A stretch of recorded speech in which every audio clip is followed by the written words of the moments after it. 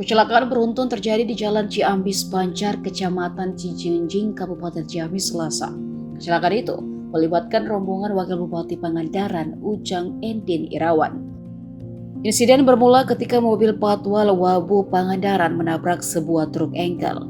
Kemudian mobil yang ditumpangi Ujang Endin Irawan menabrak mobil Patwal tersebut.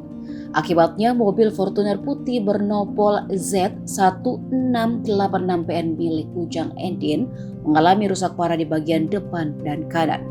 Kepala Desa Karangkamulian Uswandi mengatakan bahwa kecelakaan ini melibatkan 4 kendaraan yang mengalami tabrakan beruntun. Keempat mobil yang terlibat tabrakan tersebut adalah 1 unit Grand Max, 1 unit Fortuner, 1 unit truk engkel, dan 1 mobil Patwal.